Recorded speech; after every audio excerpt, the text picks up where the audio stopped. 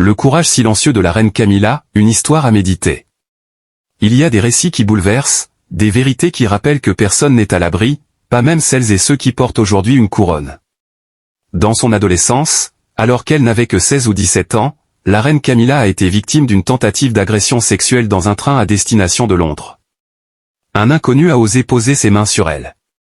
Mais ce jour-là, au lieu de se laisser intimider, elle a fait preuve d'un courage instinctif, elle a retiré sa chaussure et frappé son agresseur. Un geste simple, un geste appris de sa mère. Mais un geste qui a tout changé. Arrivée à la gare de Paddington, elle n'a pas choisi le silence.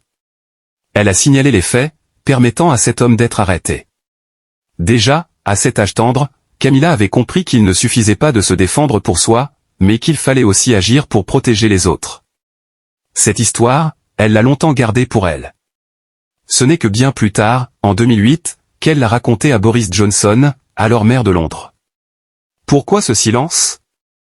Non pas par honte.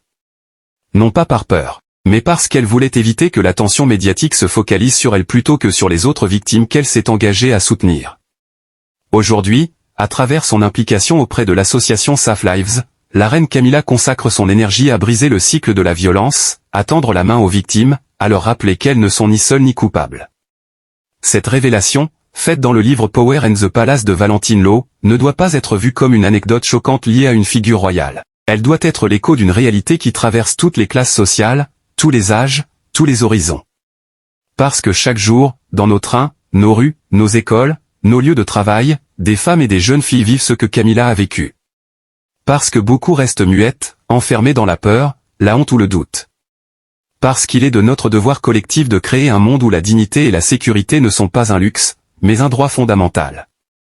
L'histoire de la reine Camilla n'est pas seulement celle d'une adolescente courageuse devenue reine consort. C'est l'histoire d'une femme qui, malgré son rang et son destin, partage une expérience douloureuse avec tant d'autres. Et c'est aussi un message puissant, il est possible de dire non, de se défendre, de dénoncer et de transformer une blessure intime en force au service des autres. À toutes celles et ceux qui ont vécu l'injustice des violences sexuelles, vous n'êtes pas seuls. Votre voix compte. Votre histoire compte. Votre dignité est inaliénable. Que ce témoignage inspire le respect, réveille les consciences et rappelle que le combat contre les violences faites aux femmes n'a ni frontières, ni âge, ni exception.